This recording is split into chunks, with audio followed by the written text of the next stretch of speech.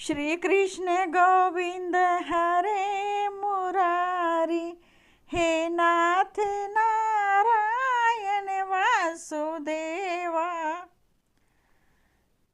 मैं नीरू तनेजा अपने YouTube channel मेरी मुल्तानी गलबात में आज आपको मोक्षदा एकादशी व्रत कथा सुना रही हूँ। अब आप सुनिए मोक्षदा एकादशी महात्म। श्री युधिष्ठिर जी बोले कि हे भगवान, आप सबको सुख देने वाले हैं और जगत के पति हैं, इसलिए मैं आपको नमस्कार करता हूँ। कृपा कर मेरे एक संशय को दूर कीजिए। मार्गशीर्ष माह के शुक्ल पक्ष की एकादशी का नाम क्या है? उस दिन कौन से देवता की पूजा की जाती है और उसकी विधि क्या है? भगवान, मेरे इन प्रश्नों का उत्तर देकर मेरे संदेह को दूर कीजिए। भगवान श्री कृष्ण जी बोले, हे राजन, आपने अत्यंत उत्तम प्रश्न किया है।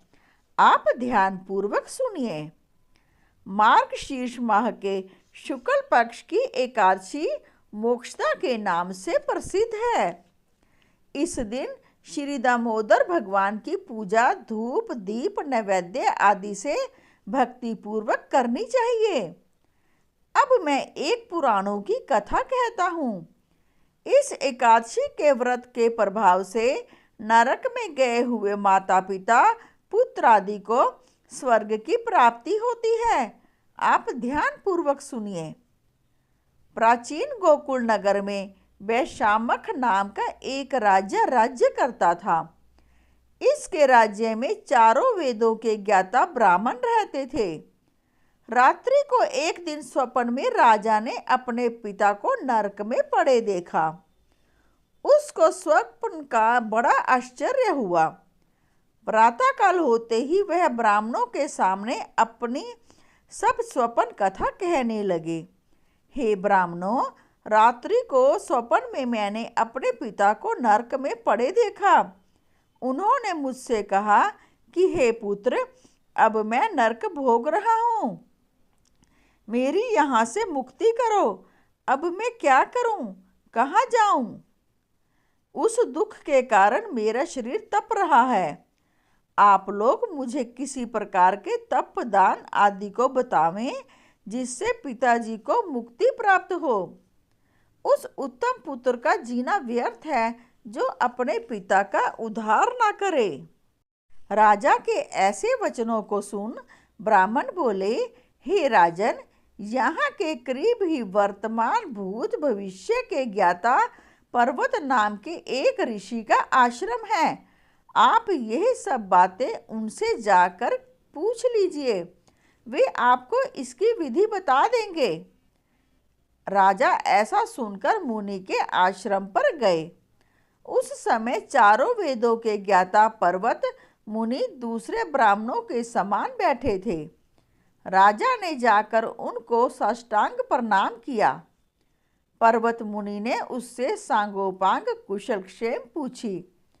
तब राजा बोले, हे देवर्षि, आपकी कृपा से मेरे राज्य में सब कुशल है, परंतु मेरे मन में अशांति रहती है, उसका कुछ उपाय कीजिए।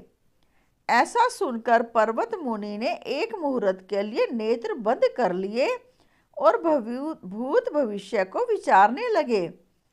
फिर बोले, हे राजन, मैंने योग बल के द्वारा तुम्हारे पिता के समस्त कुकर्मों का ज्ञान प्राप्त कर लिया है।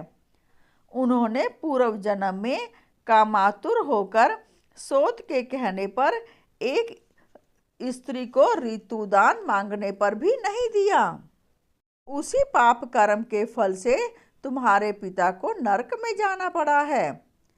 तब राजा बोला, हे भगवान, मेरे पिताजी के उद्धार हेतु आप कोई उपाय बतलाइए।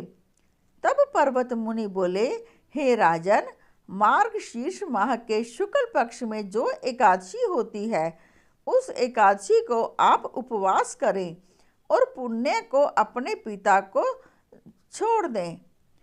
उस एकादशी के पुण्य के प्रभाव से अवश्य ही आपके पिता की मुक्ति होगी। मुनि के वचनों को सुनकर राजा अपने महल को आया और कुटुंब सहित मोक्षदा एकादशी का उपवास किया। उस उपवास के पुण्य को राजा ने अपने पिता को संकल्प कर छोड़ दिया। उस पुण्य के प्रभाव से राजा के पिता को मुक्ति मिली और स्वर्ग में जाते हुए अपने पुत्र से बोला, हे पुत्र, तेरा कल्याण हो। यह कहकर स्वर्ग को चला गया। मार्गशीर्ष माह के शुक्ल पक्ष की मोक्षदा एकादशी का जो व्रत करते हैं उनके समस्त पाप नष्ट हो जाते हैं और अंत में स्वर्गलोक को जाते हैं। इस व्रत से बढ़कर मोक्ष देने वाला दूसरा कोई भी व्रत नहीं है। इस कथा को सुनने व पढ़ने से वाजपेयी यज्ञ का फल मिलता है। बोलो विष्णु भगवान की जय। बोलो श्री कृष्ण भगवान की जय।